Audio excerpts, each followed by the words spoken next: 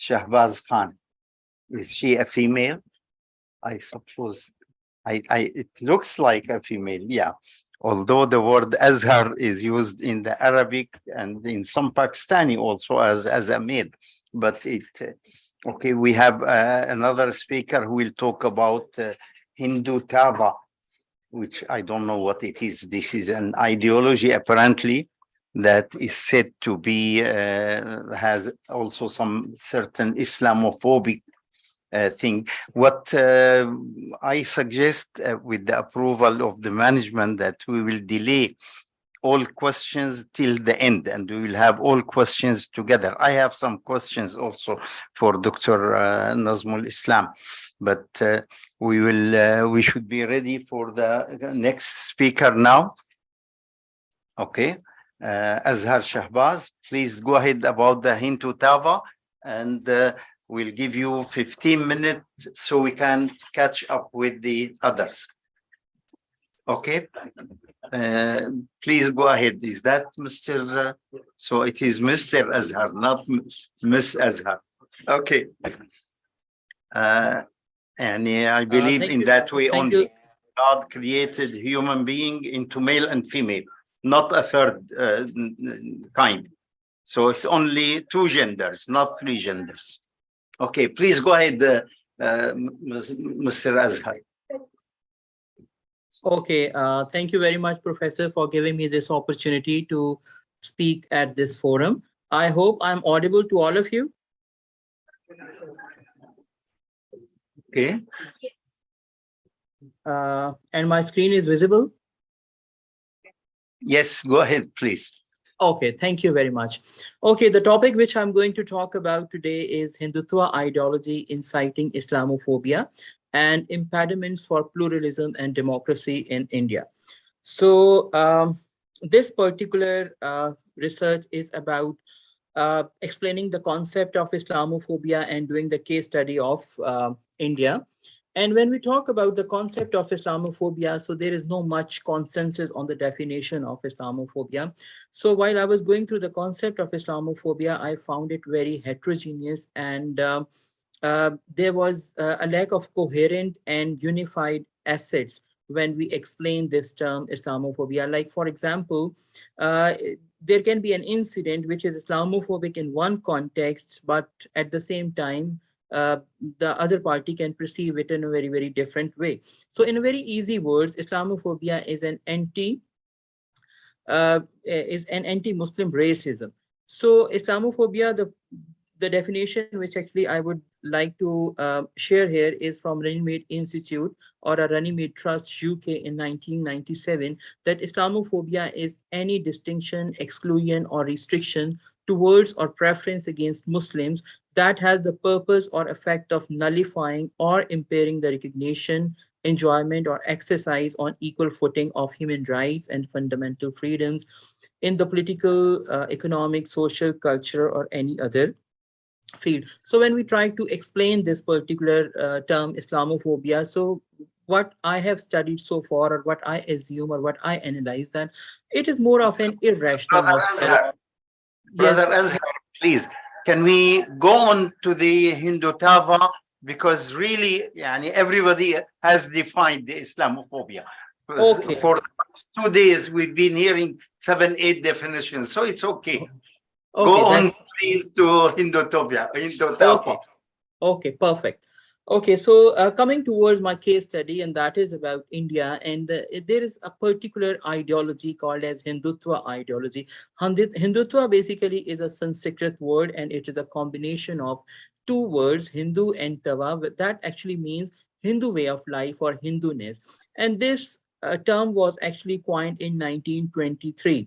And this was basically coined by Savarkar, who is a famous Hindu personality, and he is a hardcore, he believes on hardcore Hindu ideology and believe on Hindu supremacy. So when we talk about Hindutva ideology, it has a very strong link with RSS. RSS basically is a Rashtriya Swamsevak Sanj.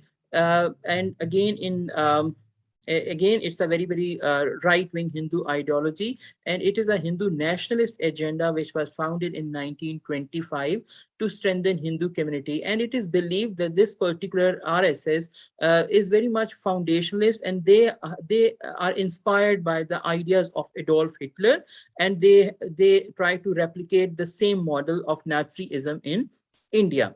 And RSS basically was banned in India three times. First, it was after the assassination of Mahatma Gandhi, 1944, and they were blamed that they killed Mahatma Gandhi. And why they killed Mahatma Gandhi? Because Mahatma Gandhi has got soft heart for Muslims. So that is why he was having a soft heart for Muslims. So that is why he got assassinated by the hardcore Hindus. And then during the emergency declared by Indira Gandhi in the time period of 1975 to 1977, and then it was the destruction of Babri Mosque back in 1992. I'm going to talk about it later, but these were the three incidents when this RSS, which was actually banned in India. So that declares it a terrorist organization. And the current government in India is of BJP, Bharatiya Janata Party. Bharatiya Janata Party follows the agenda of RSS, which is based on ostracism, discrimination, terrorism, and racism. And again, it also believes on Hindu supremacy or Hindu way of life. So what are the common causes of Islamophobia in India, or what makes the BJP to promote Islamophobia in India? Basically, Islamophobia is intrinsic to the very definition of Hindu and Hindutva ideology, and Muslims are considered to be the most challenging out of all the minorities in India. If we look at the statistics of India, particularly in terms of population, so India has got 1.38 billion people, and out of 1.38 billion people, there are 2 million Hindus. There are 2 million Muslims. So it is the world's largest democracy.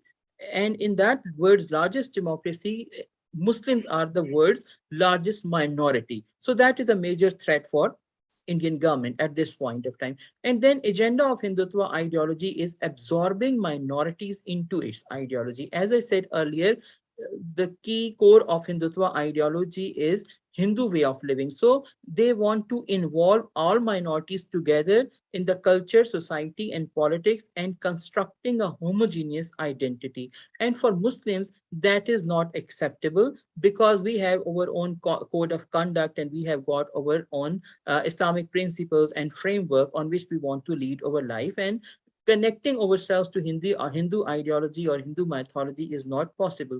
So that is another reason for Islamophobia in India. And then Muslims are numerically powerful, and in this alone, they pose a threat to Hindu ideals on national consolidation. Again, another reason of Islamophobia is that Muslims are accused of increasing their numbers through uncontrolled birth rate and love jihad. Basically, the idea of love jihad is that, according to Bharatiya Janata Party, that love jihad is basically is a concept. Basically, is that Muslims seduce Hindu women, and they marry them, and then they want them to produce Muslim offsprings. So uh, that is another way of looking into a very legal relationship of marriage, and particularly the intercultural marriage. And Hindus are of this point of view that this is a part of broader war strategy, which is being performed by Muslim men in the playground of India. And then looking at the hotspots of Islamophobia, so India is one of the country which has got the highest cases of Islamophobia, and that is 20% of the world cases of Islamophobia are coming from India. Normally, when we talk about Islamophobia, so we think of it as a Western concept, and because this idea is constructed in the Western countries, and while if you look at the statistics, so India is at the top of the countries where the Islamic Muslims, where the Islamic ideology is threatened, and Muslims are being the rights of Muslims are being compromised. And then the manifestation of Islamophobia, and this is again from the report of OIC, Organization of Islamic Country, for the year 2022. And if we look at these statistics, particularly for count of far right campaigns in India, those are about 26%, and then count of policy related cases which have been reported in India, those are about 32%. And then count of mosque incidents where mosques are being targeted are about 16%, and count of hijab incidents are about 3%. So on and so forth. So overall, the count of discrimination in India is about 37%. So which is very, very alarming. Then talking about the major incidents in India which depicts Islamophobia. So first of all, Babri Mosque incident. So if I'm allowed to talk about these incidents in a very, very short and crisp manner. So Babri Mosque basically was after a year of BJP's victory, and the right-wing Hindu mob, they attacked the Babri Mosque, which was built in 16th century and which was the hub of Muslim activities. And this actually triggered the nationwide riots, and it killed about 2,000 Muslims in these riots. And this was one of the worst communal violence since the independence of India. And critics are of this point of view that destruction of Babri Mosque basically is the end of secular India, because there was a lot of debate about secularism at that point of time. Then the anti-Muslim riots in Gujarat. The anti-Muslim riots in Gujarat are also known as Gujarat violence, and this was basically the 3 days of intense communal violence that took place in Gujarat. And what happened? What was the background of this violence? That this violence basically erupted when a train carrying Hindu pilgrimage caught fire, and almost 59 Hindus were died in that accident. But it was blamed that there are Muslims behind this particular incident, and they have actually caught the train. They have actually burned the train, and riots started in India, and it was the mob lynching, and almost 1,000 Muslims lost their lives in that particular incident, and hundreds of mosques were actually burnt. And then the abrogation of Article 370 in 2019. So basically, the abrogation of Article 370 is about Kashmir, Jammu and Kashmir, or when we call about the Indian administered Kashmir. So as per the Constitution of India, the Jammu and Kashmir was basically having a certain autonomy, and they were basically allowed to make their constitution, and they were allowed to have a separate flag, and then they were allowed to have certain laws of property and in the domain of Jammu and Kashmir, non-Kashmiris were not allowed to come and buy a piece of land and get settled over there. So this particular freedom was basically empowering Muslims in Jammu and Kashmir. And BJP government basically used this tactic, that they made this agenda, the abrogation of Article 370, as their election campaign in the year 2019. And as soon as they joined the office, they took a pledge on it, and they abrogated the Article 370. And the justification which was given for this particular article is that they want to integrate Kashmiris into mainstream Indian society. But that doesn't make any logic, because this is not about integration. It is about changing the demographics of Jammu and Kashmir, because that is the most popular, that is the most Muslim populous area in the whole of India. And then Citizen Amendment Bill 2019, again, this was introduced by BJP government, Bharatiya Janata Party, and according to this particular bill, this was introduced that India is going to start the fast track citizenship to the minorities coming from 3 neighboring countries: Afghanistan, Bangladesh, and Pakistan. And those who entered in those members of minorities who have entered in India since 31st December 2014 will be given the citizenship by the Indian government, but it was open to all minorities except Muslims. So again, this was very much kind of marginalizing Muslim communities, and a kind of social exclusion, and a kind of Islamophobic act which was introduced by the BJP government. And then ban on hijab in Karnataka. Karnataka is another state in India, and in Karnataka recently, Muslim girls who wear hijab, they are being banned, that because according to the leadership of that particular state, that this act of Muslim girls is is a threat to secularism in India. And on the other hand, the same act is not being applicable on Christian nuns and Hindu priests who are wearing a particular dress. And that is also a threat to secular India. But again, the hypocrisy is very much, the Indian hypocrisy is very much visible in that particular context. And then Islamophobia in India, there are some common instances. For example, can we please go on in 1 or 2 minutes only? You oh, already exceeded your 15 minutes, brother.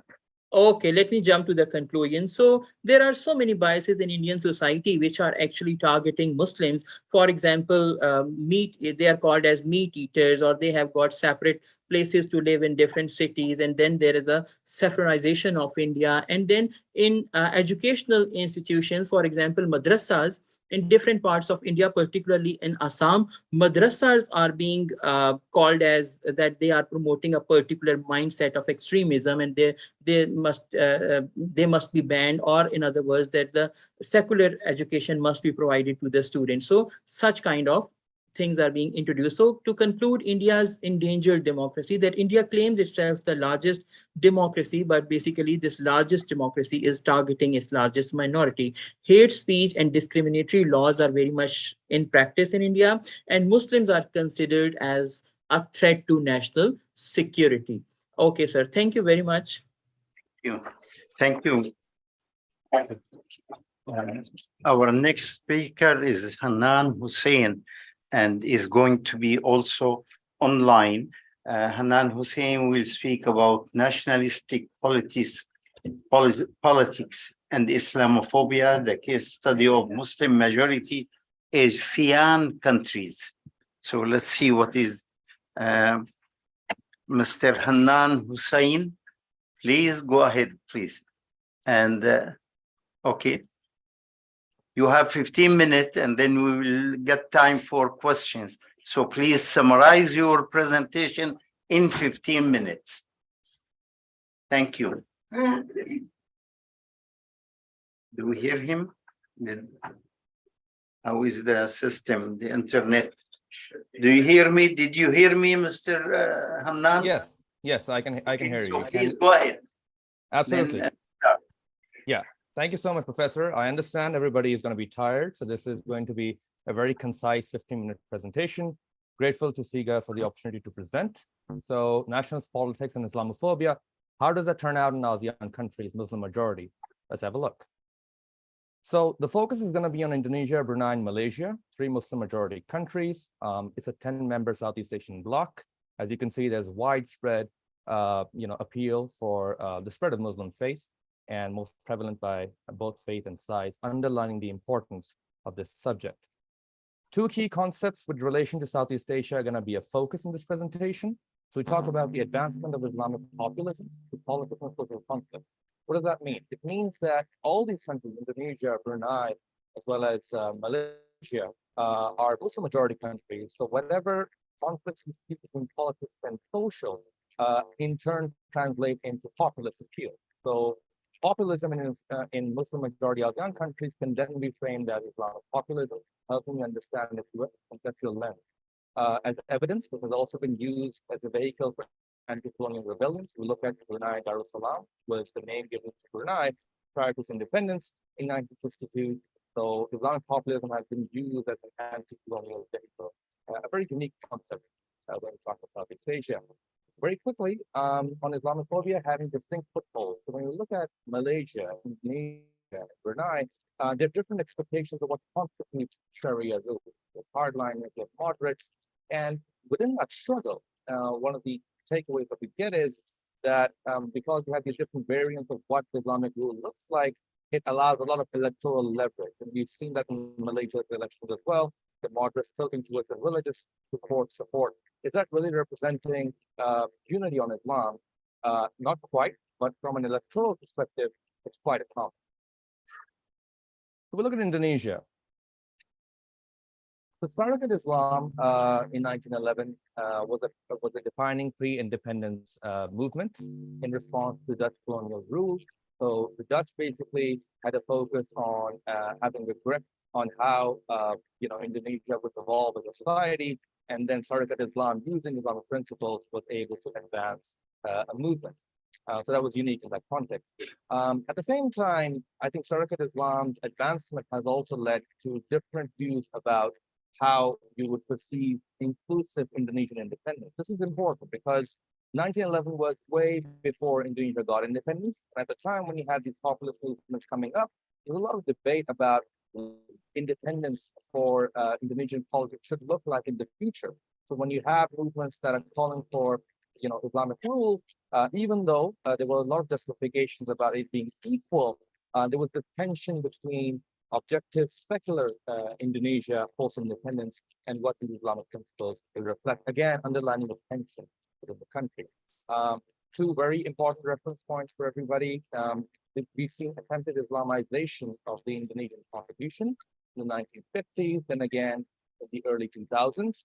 Why did they fail? They failed because there were various factors at play. One of them was this tendency to frame the Indonesian constitution as secular when there was already a consensus in the mid-1940s about Islamic values being at the heart of it. So we saw a lot of efforts to kind of bring in pro-constitution elements and also then take them away when you had these different drafts coming in. So again, a lot of tension surrounding the cause of Islam, and then quite a common Islamophobia overall. Okay, now we look at the Islamic Defenders Front. So this basically was led by Rizik Shihab. Two important takeaways here. When you talk about framing, a far right, Islamist group, and I call it Islamist because Islamic Defenders Front has been at the heart of a lot of anti-government protests and movements that have been violent and have hurt the perception of actual, Islamic values in a very tolerant society. So a reference point is Munarman, who was the chief secretary of this group, which is now been defunct. He pledged allegiance to ISIS. And that in turn kind of marked the SPI's transition from this hard right, Islamic, ideology supporting group to a more militant ideology within Indonesia. So that is an interesting one to look for. And finally, Jemaah Islamiyah, the terrorist network linked to Al-Qaeda openly, was behind many bombings. But the takeaway from here in terms of Islamophobia is that it has tried to market Indonesian nationalism as the kind of nationalism that is averse to secular values. Now, it does not necessarily need to be that way, but this projection has helped Jemaah Islamiyah kind of infiltrate political organizations, kind of even get recruitments under state patronage, on the local levels, and all that reflects in this 2016 strategy of Siyasi, which means political consolidation. Moving towards Malaysia. So Malay nationalism, in very short words, when the Malaysians, before they gained independence from the British, Malay nationalism is basically the umbrella under which all Malaysians will gather for a shared identity. That has transformed in recent times. We see that nationalist messaging between Islamists and secularists has entered the electoral mainstream. We don't need to look any further than the fact that in November 2022, one of the key parties, Partai Islam, was basically used by the moderates to kind of gain electoral leverage. So when we talk about representing Islam and Islamic rights and liberties, it has to be isolated ideally from politics, from electoral leverage, from ulterior motives. But the view from Partai Islam is that it is willing to endorse the view of Islam, even if it means a political gain. And when that coalition in 2022 couldn't stick, Partai Islam distanced itself. So again, a very selective representation of Islamic values there. Electoral dynamics in modern day Malaysia. So the alliance that I was just referring to is known as the Perikatan Nasional, which is the National Alliance. It rose to the center of the 2020 Malaysian political crisis. Important to note that the crisis was marked the advancement of this political alliance was not necessarily geared towards countering Islamophobia, it was more political. So that tells you a lot about the various dynamics at play in Malaysia right now. And this alliance became reliant on the religious right, as I just pointed out. Now, Islamophobic influence, how do we see that panning out? This platform has been used by radical Islamist voices, those that do not represent the actual moderate and tolerant views of Muslims, to enter the mainstream. That's a bit disruptive when it comes to the cause of having the United Front behind Islamophobia, because there are a lot of voices within Malaysia, a lot of nonviolent movements that endorse these rights, but also understand that getting too much into politics can lead to a bit of a wavering in the interest that they represent. the National Alliance apparently is all right with the political leaning, as long as it's left. So again, some reference point from March 2023. Now, these statistics that you see on your screen is from Pew Research. I would just like to point out that with the penetration of the National Alliance into Malaysia's electoral mainstream, you do see that the projection of Islamic values is having a bit more, I'd say, mixed reception, both within Malaysia and outside. I mean, who distinguishes far-right groups from Islamist groups to actual pro-Islamic value movements? That kind of distinction continues to be blurred when you have groups such as the PAS with very hard-line views coming into Malaysia's politics. Two key takeaways when you look to your bottom left, you'd see that about 7 years ago, in fact, across 10 years ago, about 41% of Muslims in Malaysia said religious leaders should have, influence, and that influence can even grow when you have this party entering the mainstream. So that's again quite common on transitions we've seen. Moving towards Brunei. So in this very interesting government setup, there was a massive surge in the 1930s. So nationalism was again used as a vehicle this time for anti-colonial rebellion at a time when Brunei's identity was in some ways being dictated by the British. And how did we see that? Because there was a lot of focus on, let's say, stifling dissent. So when you talk about Brunei's government makeup right now, it uses Islamic values at the heart of the country's, state outlook. And the ideology is Melayu Islam Baraja, which, in short, represents very moderate, very tolerant Islamic values grounded into the constitution. And that gives a lot of important pushback to Islamophobia today. It's a very powerful force, very effective force. Why? Three things. First, Islamic values, by being involved inside the constitutional framework, are seen as critical to the monarchy. Now, monarchy represents continuity of rule in Brunei. In order, the more that the monarchy continues to consolidate its rule, it's done for decades, the more that it in turn ends up favoring pushback against Islamophobia, because Brunei monarchy is basically driven by the fundamentals of committing to Islamic values, and that in turn is pushback against Islamophobia. So if the regime strengthens itself, pushback against Islamophobia strengthens itself. Very interesting over there.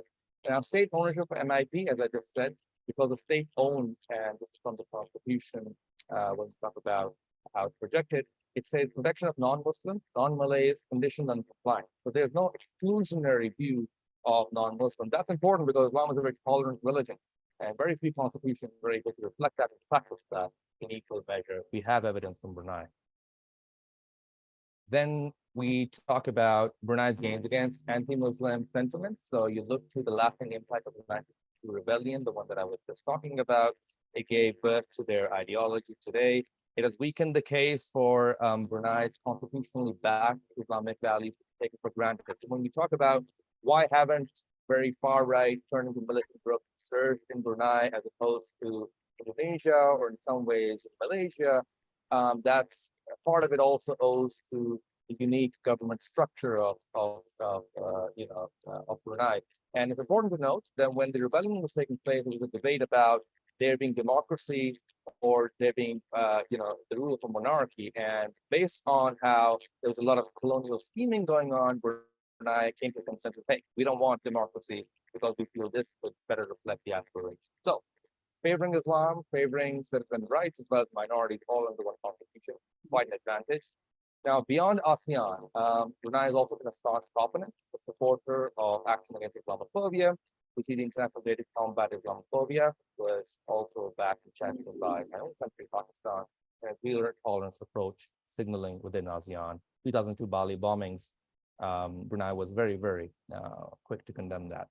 Now, final two slides, we look at ASEAN's shortcomings on Islamophobia. Now, ASEAN represents a 10-member bloc. So now we go away from Indonesia, Malaysia, and Brunei to talk about this 10-member bloc as a whole, which has a lot of diversity. How has it failed, or in some ways fallen short of the Islamophobia response? We look at three things. First of all, ASEAN's positions are driven by the principle of non-interference. This is a bedrock principle for the bloc. Why does it matter in terms of Islamophobia? Because if we look at the 2002 Bali bombings, there was a lot of focus on a plan of action and, of countering terrorism. But terrorism cannot exactly be confined to one very universally condemned act. It's a continuous process, and Islamophobia in turn can also advance that. So we haven't seen a lot of evidence from ASEAN to say, look, we're not going to interfere in the domestic issues of our countries because we commit to the principle of non-interference. So even though that may seem good on certain fronts, for example, we talk about not interfering within the constitutional process of a country, not interfering with the strategic economy of a country. In Islamophobia, countries cannot basically explain away countering Islamophobia just because they want to uphold non-interference, because that's inaction. And again, spreading Islamophobia based on some groups that want to go on that vacuum. The structural limitations that vote by consensus. If one country says, hey, I don't want to support this, unfortunately, then that would really break the consensus. So that's a weakness there. And then, of course, there's the Western influence in how ASEAN votes. So the United States is a pretty key consideration. You look at the Myanmar consensus. So when you had the military junta take over Myanmar recently, ASEAN was very, very quick to say, we want to fight one agenda, we're going to send our own representative, but it really did not break a lot of ground, did it? Where is the same level of action when it comes to Islamophobia? Okay, Mr. Hussain, can we wrap up, please, quickly absolutely. Now? Yeah, we're on the last line. In less than 1 minute, please. Yeah, absolutely. So some recommendations. There needs to be greater connections with UAE, Bahrain. These are friendly countries that are tied to ASEAN. They've got a lot of economic clout, can help advance the cause against Islamophobia, and can also offset Western influence on the agenda setting. So that is one way to look at. And then Brunei, Indonesia, Malaysia, they all have rotating chairmen. So when they come on board, they can set the agenda right. Thank you. Okay, thank you, Mr. Hannan Hussain. Now the turn is for Ms. Nidaa Shahid. She's going to talk to us about Islamophobic trend in mass media, in journalism of peace and war. I don't know what does that mean really, but she is currently in the faculty of the Department of Defense and Strategic Studies in Quaid-e-Azam University. So she's going to talk to us from, I suppose, Pakistan now, from Islamabad. So please, Ms. Nidaa, go ahead. Am I audible?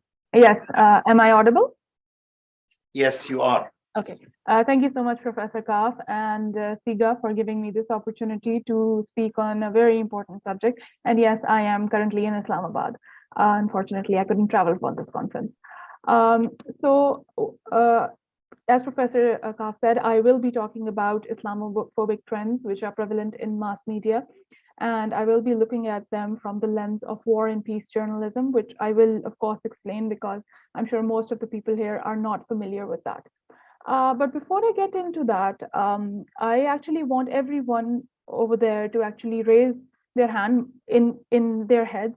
If you've ever come across something in the media and you've thought to yourself, that's not how Muslims are. It could have been anything. And I'm sure you've all raised your hands because we all have come across things where we Muslims have been portrayed in a way and you think that's not what we do, that's not how we are. And that is one of the biggest problems because that kind of portrayal is so harmful because it might be virtual in that virtual reality, but it is not, the effects of that portrayal are not confined to that virtual reality. And I will come to, in a minute, I will come to why that is so important. So as we all know, and I'm sure multiple speakers since yesterday have talked about that Islamophobia is not a new trend. It has been there for a while, but it gained a lot of traction following the September 11, 2001 attacks on the World Trade Center. Interestingly, I came across a study while I was doing my research, which looked at the pre-2001 period and the post-2001 period. So in the 100 years before the 2001 attack on the World Trade Center, there were only 43 articles focused on Islamophobic trends and Islamophobia.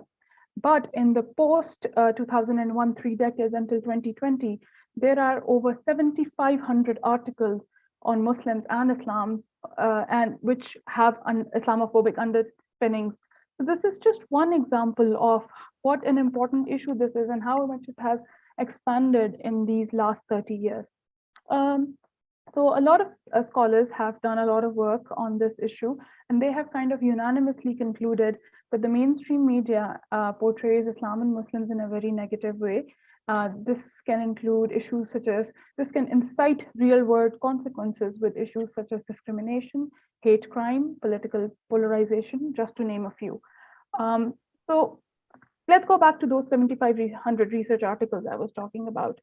And let me relate that to another study that was conducted where Americans were asked that what word comes to their mind when they think about Muslims or Islam. So the words that came out were phrases like Osama bin Laden, 9/11 tragedies. They talked about ideas and practices which relate to oppression, weird and distorted understanding of the word jihad, intolerance, subjugation of women and minorities. So these are all some of the things that people actually associate with Muslims because of the way it has been portrayed in the media. And but why is it important? It is important because media, whether it be print media, whether it be electronic media, whether it be social media, all of them have an impact on how we perceive and look at the world.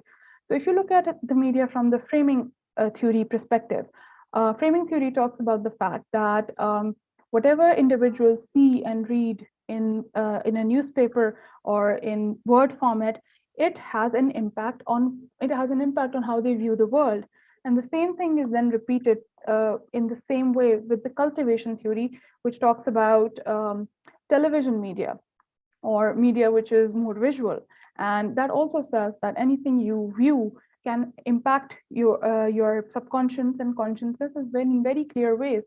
So all of these have kind of an impact on what you see and how you perceive the world and how you perceive Muslims. So these two, print media and electronic media, are two of the most popular, and now to some extent social media as well. They are kind of the most powerful sources of perception management.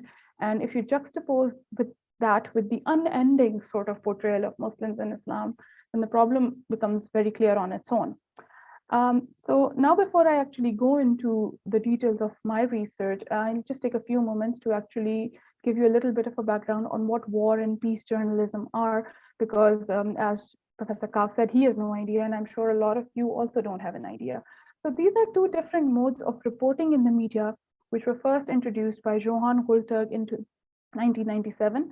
And basically, these theories were essentially developed to understand the different ways of reporting on war, but they have since been adapted to understand different issues as well, including religion, political thought, ideologies, interstate rivalries. So essentially, what these two frame of work talk about is that war journalism is a way of reporting on issues like Islamophobia and wars with a focus which is towards war-oriented. It focuses on conflict areas, highlighting those conflict areas, the us versus them debate. It focuses on dehumanizing what they consider to be them, reactive reporting. It is propaganda-oriented. It is oriented towards the idea of only the elites having an importance, and it is victory-oriented. On the other hand, when we talk about peace journalism and journalism which propagates peace in its reporting, it talks about exploration of the conflict, humanizing all sides, and proactive reporting, not reactive reporting. It is truth-oriented, it is people-oriented. That means it focuses not only on the ideas of the elite, but also on the ideas of the common men, and it is oriented towards solution, but not victory. So these two becomes very important because when now that I will come towards my research, you will see that how up until now all of the issues related to Islam and Muslims in the media have kind of been geared towards the war journalism perspective, that they are being reported in a way which perpetuates war journalism. So I've done very extensive research of all different sources of media, but I will not go into the details of that because it will be too much.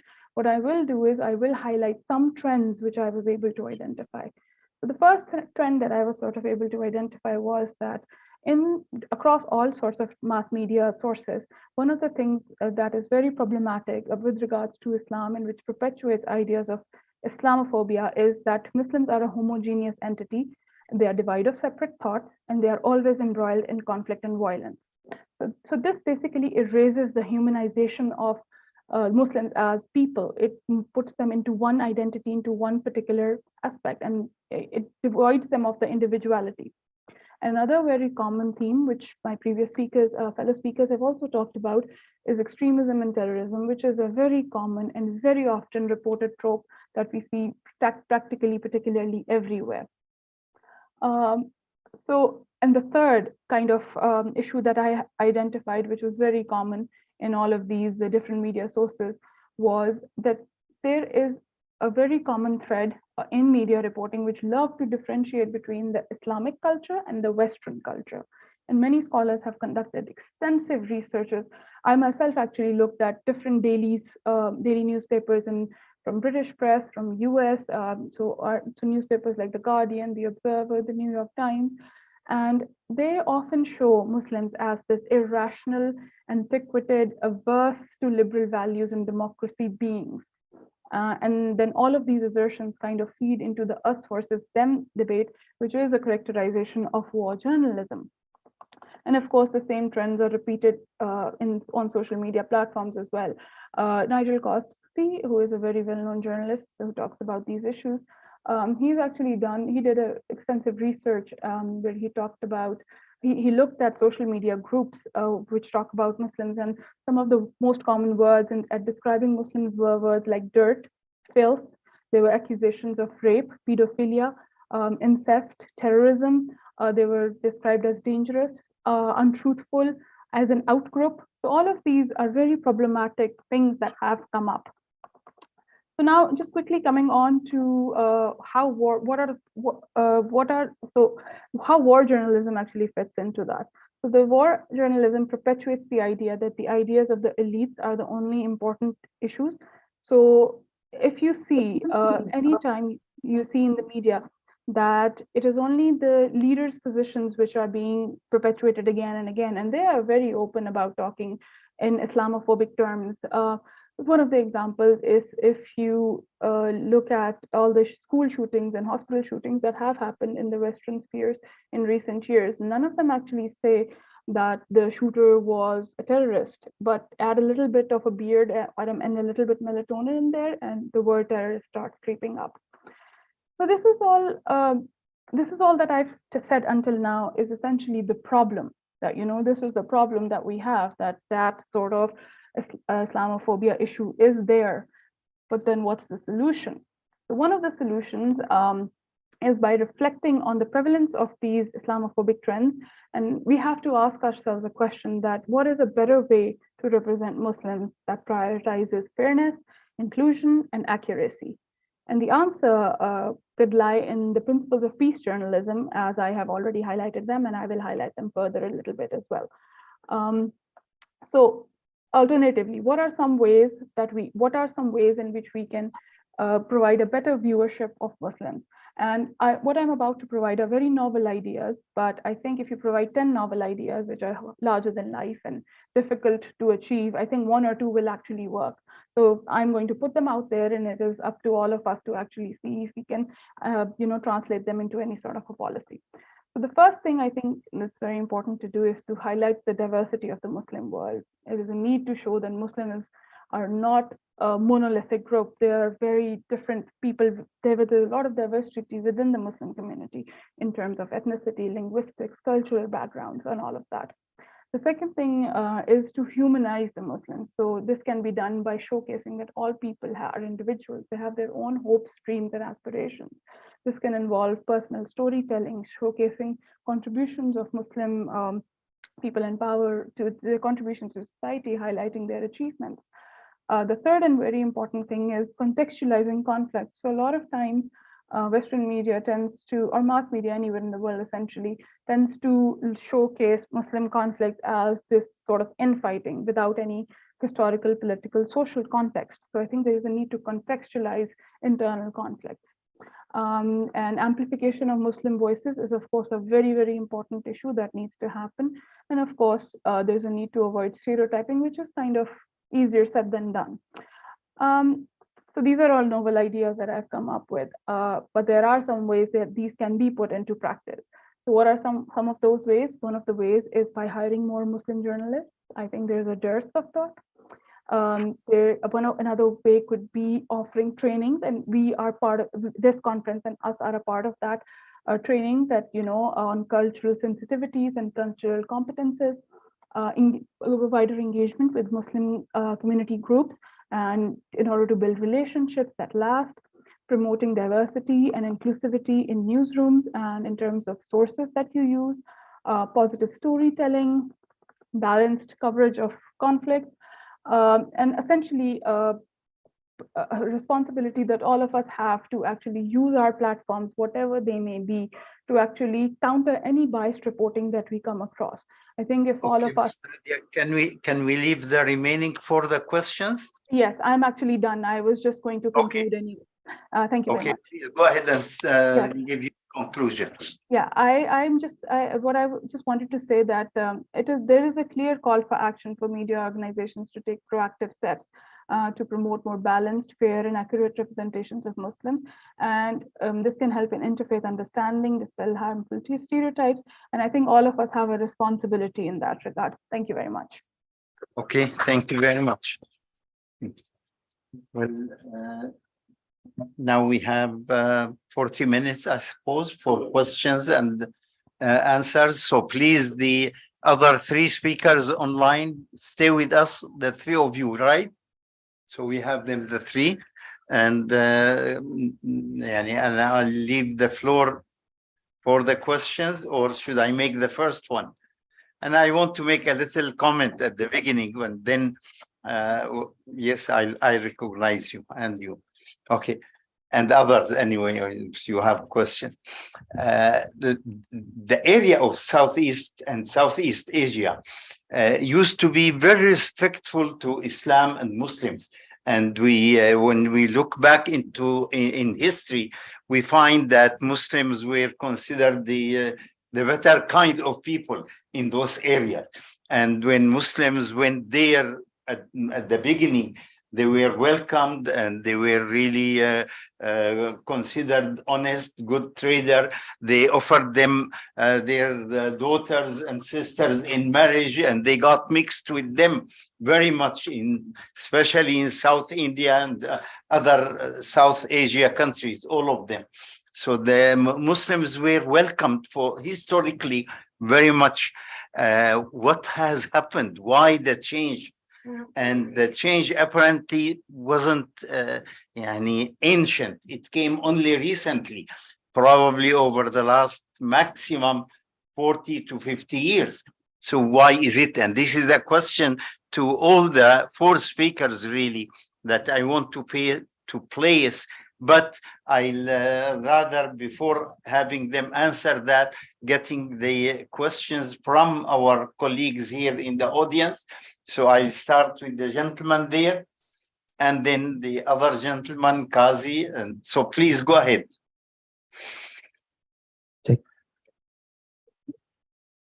And if you better say your name, please. And then if the question is addressed to one of the speakers, mention his name or her name, and then go ahead with your question, please. Okay. My name is Irfan Ahmed.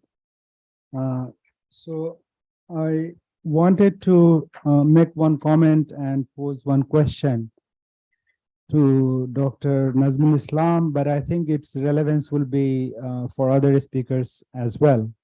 So it is really quite a good initiative, the work that you have undertaken, but at the same time, it is also quite ambitious to do this at pan-South Asian level. So I was just wondering, what would be the methods? I mean, you did talk about it, but it was not very entirely clear to me. How will you go about? And also the usage of the term like secular newspaper. What is secular about the newspaper? How do you identify? I mean, if you just take the case of India, secular there works as a substitute for the Hindu, and simultaneously it is a weapon to discipline Muslims. Okay, so whether you talk about Times of India, which is a leading English newspaper, or even the Hindu, which is considered on on the left of the center. So I was not even sure if using that word secular newspaper, to what extent it makes sense, and if it does, how. Now, related to this is, and I think, your field is media, so probably you know more about it, but I was thinking that media as an industry survives on newness, as the news, okay? But there is another way of looking at it, namely, these so-called new or news story, they always have a larger and old story behind, okay? Now, can you give us a sense of what is that old story, the unsaid, which informs these Islamophobic news items? The final point I want to say, and that is where it is related to actually the theme of the conference. So see, in your title, you have hate and Islamophobia. If you think philosophically and dialectically, hate and fear, they cannot exist by themselves. So hate is counterposed to love. Phobia, fear, is counterposed to certain kind of fascination. So we cannot have a conceptual comprehension of Islamophobia unless we are also in a position to take into account what is the other of this hate and phobia. Now, if you remember Rajapaksa, when he became the, not when he became the president of Sri Lanka, but after the defeat of LTT, he said, now there are only two kinds of people in Sri Lanka, those who love Sri Lanka and those who do not love Sri Lanka. This is a straight away a photocopy from the French Prime Minister. What was the name, the previous one, who said that either you love France or leave France. So Islamophobia is operating in an environment where you have this discourse of love France or leave France. There are only two kinds of people in the case of Sri Lanka who love Sri Lanka or who do not love Sri Lanka. So I think in order to capture the dynamics of Islamophobia, one has to simultaneously account for a phenomenon which I coined in neologism, which is called domophilia. Because without domophilia, we cannot really comprehend what is Islamophobia. Thank you. Thank you. I think there is a third option, which is love and reform, not love or leave. Okay, Mr. Qazi here. No,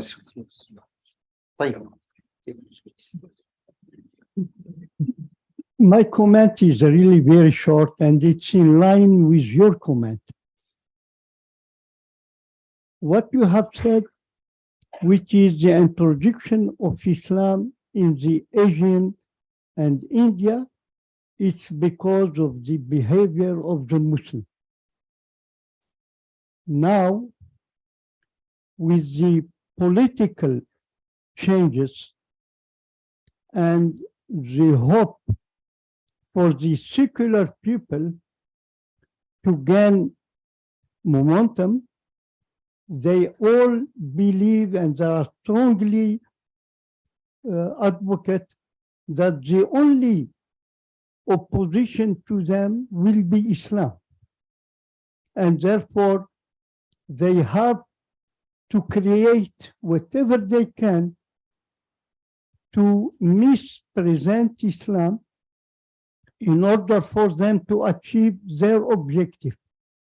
And unfortunately, we Muslims, instead of acting and behaving according to Islamic principle and Islamic law, we did not. If we did, today the world will be all Islam, because the Christian, unfortunately, they have no cause to fight for. They give up and they become more secular than some of the leaders of secularism.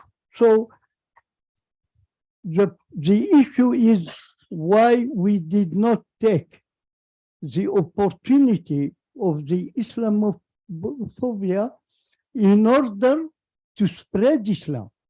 Because even though with all the media against Islam and showing Islam, still more people are entering into Islam and more people are giving up their other religion for Islam. So imagine if we are really a real Muslim, what will happen? With the situation we are not a good example among the nations, among the people, among the education, advancement, economic development. We are all depending on the other, and yet Islam is still standing. If we just try to take this occasion to spread Islam, we will win the war. Thank you. Thank you. As a matter of fact, just inside parentheses, for instance, if we take the example of Muslims in America, we have the highest percentage among all religious or ethnic group of PhDs. We have the highest percentage of medical doctors. We have the highest percentage of engineers. We have the highest percentage of university professors. So we are very active in the Muslim society in America, and the Americans see us everywhere, see us in all these areas as professors or as medical doctor or as common neighbor. And the normal American doesn't have that issue. So only those Americans who are built up with certain form of hatred and misinformation that have that problem. So I don't think we are bad Muslims. Even today, we are good Muslims. Alhamdulillah. Go ahead. This is Qazi Muhammad Jamshed. Basically, if you see the political economic aspect of Islamophobia in South Asia, it does not only help the state itself, it helps neighboring state. For example, the Sri Lankan bombing, the Indian intelligence report give the sentiment of the political interest of the India just before the election. So my question is, how long will it take to combat Islamophobia, and are there any ways, and who will do that? Thank you. South Asia. Please. Assalamu alaikum wa rahmatullahi wa barakatuh. As you rightly said in the beginning of this session, Dr. Manzar Kahf, that we have our bad guys as well. So we should not generalize. Yes, there are some Western Islamophobic people. I don't know about India, but as Dr. Mohammed bin Yusuf was saying also, we are not giving good examples, and we should not generalize. There are good people. Yesterday, Professor Esposito spoke very well about Islam, about Muslims, and there are good people are entering Islam, and I bet we have our guys also that are tarnishing the picture of Islam from within. We have this Boko Haram and many other things, other groups that are giving bad picture, bad about Islam than the Islamophobic people. In fact, so Barakallah. Any other questions? There are no questions from the female sides. You guys are only silent or only listeners? Any questions from the women side? Okay, so we'll give the start with Dr. Nazmul Islam, and then we ask the other speakers also to respond, please, in the same sequence that we had it. Go ahead, please. Thank you, Professor. Thank you so much, Professor. So I think you already asked question, and also you give the explanation. So that's a good thing. And to me, I'm just thinking, like, of course, like, okay, but maybe I'll discuss here, but it may take some long time. So that's why I'm just thinking maybe when the paper will be published, that would be also good to talk. And for the, let's say, for example, I just try to remember that Professor Irfan said something about the secular, for example, why right-wing secular. I'm just thinking the secular term from the ontological and epistemological perspective, especially the word, how it has been developed and why it has been used in everywhere. For example, like secularism in here, secular in their individual life or state life or the religion, whatever it is. So I'm just thinking the same way, from the same epistemology, we may use also the right wing or left wing, or maybe central left or the central right, whatever it is. They have some secular perspective. Even also, for example, there are just some recent works, especially in the communication academia.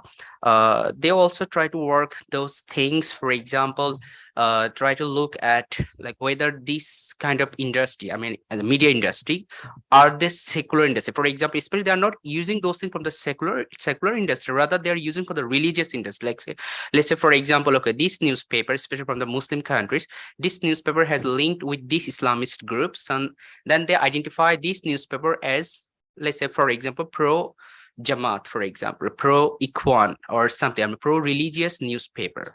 I mean, from that perspective, I just tried, of course, I try to also find out some literature to prove my understanding. It's not only my development or my using. When I used it, I tried to also put some kind of reference, like, okay, I mean, is there anyone who used even specific for that specific newspaper? Like, okay, it's a secular newspaper. For example, of course, you also know very well, in India, there are also some kind of dividation. I mean, like, right wing, left wing or something, but in generally they said all of the newspaper, they are the secular newspaper. But I try to actually explain these things, maybe because in my literature reviews, the existing debate, I try to talk those things from the Enlightenment time and try to find out, like, even the secularism, the roots, it has this problem, and that creates this problem to understand whatever it is about this kind of newspaper industry. So for example, even one more thing, I showed some kind of factors, like, okay, source of this kind of idea, let's say, like from academia or media, or for examples like novelistic or cinematic, those kind of things. So these are the source of those kind of idea, and those sources have a link with the Western philosophy, I mean, like Eurocentric philosophy. And that's one of the reasons I try to put the right-wing secular newspapers. Yes, I know, like I can just simply put the right wing or left wing or central left or central right. But this is the one of the fact, like I put, and I try to put some kind of reference when I was putting this specific, the secular word. When I was like when I was putting, I was known, I mean, I was thinking like it may have some questions like why they're secular. But again, thank you so much. You also give us good explanation. I will take those notes. And also the some kind of things like about the narratives of hate and the Islamophobia and the phobia and the things. I totally agree with you and also your explanation.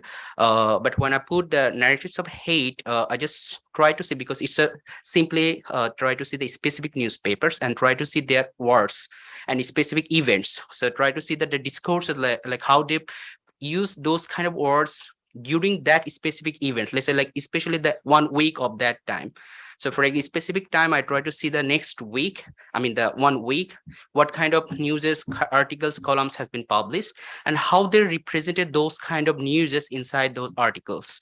And in that way, I just try to say, okay, especially, yes, Islamophobia, I mean, as we discussed in, I mean, many of our scholars already discussed, it is too many contexts, it's a very new concept. I mean, especially in the 2 decades, we can say, like many of the scholars, they worked on this issue, or mostly we can say last decades, actually, the last 10 years. But the hate issues, it's actually the, I mean, older issues.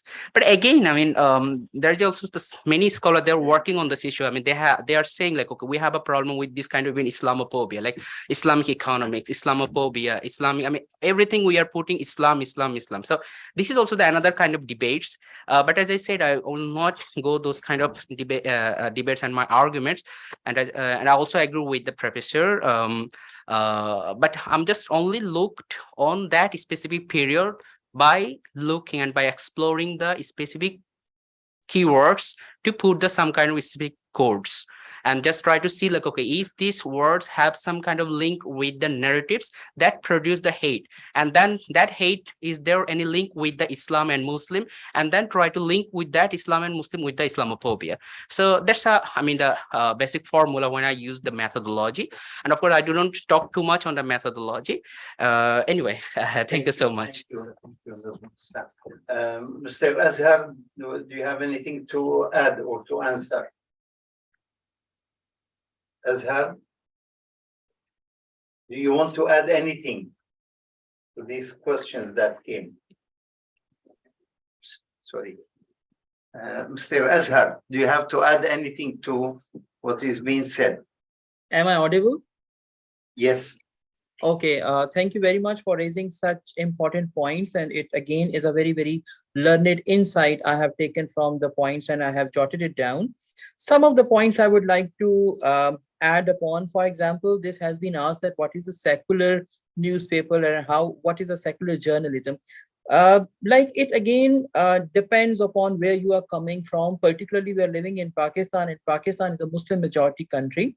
We have got 97% of Muslims and 3% of minorities over here. So somehow in Pakistan, there is no such concept of secular newspaper because of the Muslim majority country. But as I've just explained, the case study of India. So in India, there are some newspapers which are pro-Islam, and then there are some newspapers which are anti-Islam. So it all depends upon where that particular, what is the source of a particular news, and where is that coming from? Is it the right wing or is it the left wing, and all? And then another point is, which has been raised, is about the identity of true Muslim. I think it is very, very subjective, and it is open to interpretation. And for that, we need to go to the constructivist school of thought, and how what are the constituents of a true Muslim, or what constructs the ideology, what constructs the image of a true Muslim. So that again, I shouldn't be going to the details of that. That is very much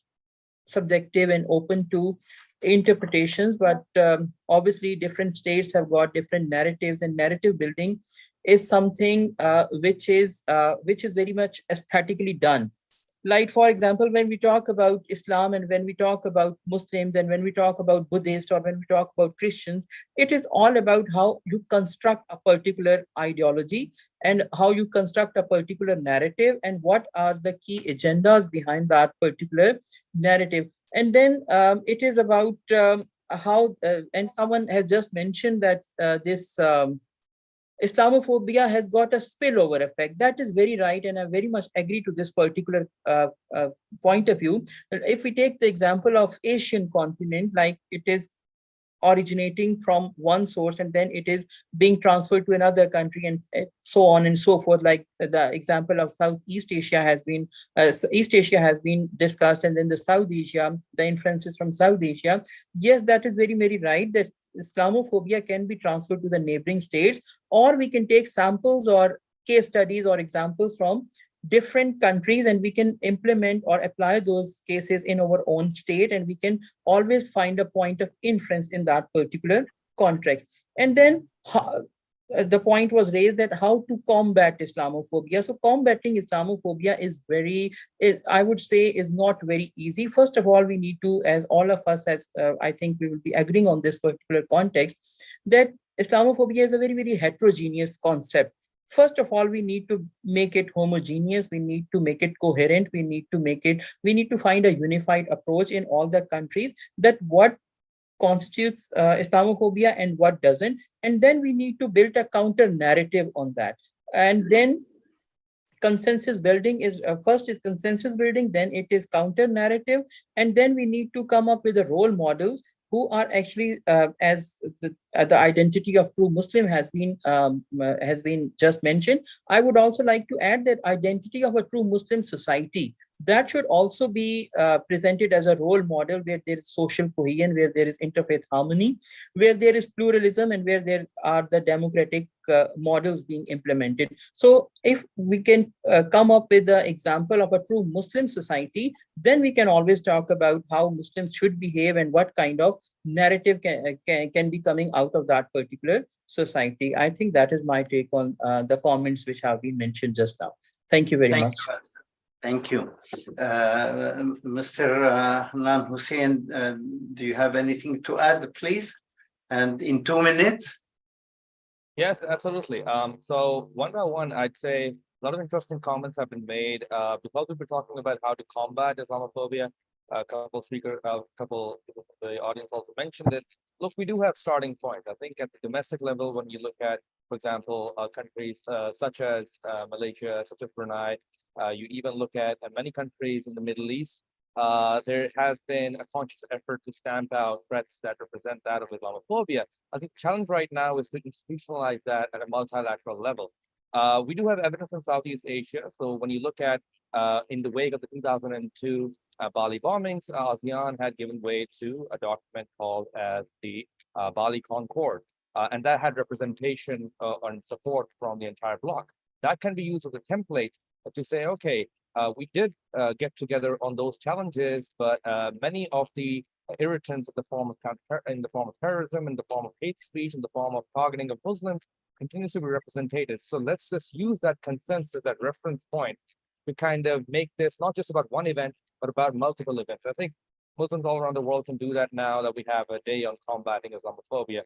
Very briefly, Professor, you talked about why about 40 to 45 years ago, you had this transition where the Muslim rights and how they were represented in Southeast Asia has transformed. I think one of the answers to that is one of the dynamics that I think is very important are the anti-colonial tendencies that existed way back, and then how they got scattered when many of these countries got independence. As I talked in my presentation as well, you did see, for example, the rebellions against the Dutch, the rebellions against the British, who tried to tell the Muslim populations what should be the right formula of independence for them. And that created some sort of tension. We saw it in Malaysia, we saw it in Brunei, about taking autonomy into their own hands. And when you do that, there's this departure from what the West sees as the right way to combat Islamophobia, or the West sees as the right way to represent your liberties, as opposed to countries that say, we have our own constitution, we have our own Muslim countries, and we're going to do it our way. So I think this ownership and nationalism is something that has really turned out to be one effect of those anti-colonial. Thank you. Thank you. Ms. Nidaa, also, what do you want to add? Thank you, Professor. Yes, just very quickly, and I think most of the questions have very aptly been addressed, but I would like to comment on the issue of that news stories are informed by other older, larger news stories, and that informs the Islamophobic views. And yes, that is absolutely the case. No news story just happens in isolation. There is always some backing behind it. It could be an older news story, and like I said, it could be the view of the elites that they want perpetuated. Now, elites in this case could be people in leadership positions, people in government positions. So when President Trump, for example, says something and the news repeats it, and then that same sort of cycle is kind of endorsed by the president, then that feeds into that Islamophobic trend. Likewise, in India, if you look, Prime Minister Narendra Modi, he's known to actually retweet things which have Islamophobic tenors or Islamophobic underpinnings. So that kind of thing then feeds into that trend. And it is connected to that, this idea of that more Muslim people are converting into Islam and giving up their other religions. Yes, that may be the case, but that I think also feeds to the problem, because of those conversions, more people on the other end of the spectrum are being forced to convert into other religions. There are issues of forced conversions which are happening in South Asia, in other states as well. And also that feeds into that fear that, you know, Muslims will take over, that kind of thing that they have developed about Islam and people that Muslims are trying to take over. So that kind of feeds into the Islamophobic trends as well. And with regards to the study on Islamophobia, I may have understood incorrectly, but from what I understood, there was a conversation that happened which said that this study is new, it's only a decade or so old. I would actually, if that was so, I would like to counter that a little bit, because during my research, I came across studies as far back as 1984, which actually looked at Islamophobic trends and how Muslims are being viewed. So this is not a new thing. It just kind of expanded after 9/11. It has already been there. It's just looking, I think as media involved and as our way of looking at it involved, it just expanded a little bit. Thank you very much. Thank you. If there are no other questions, I think we can conclude unless there is any other announcement or anything by the management here. Okay. Oh, there are some presentations to the panelists. Okay.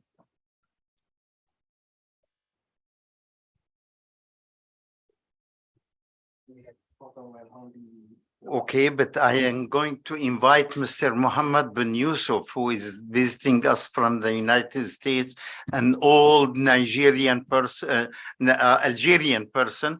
So come on, please, and hand over the this toffee, whatever it's called, to our speaker, please.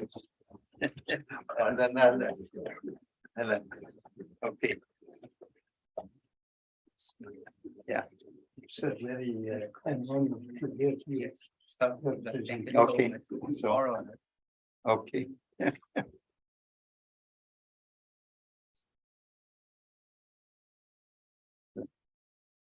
Thank you. Also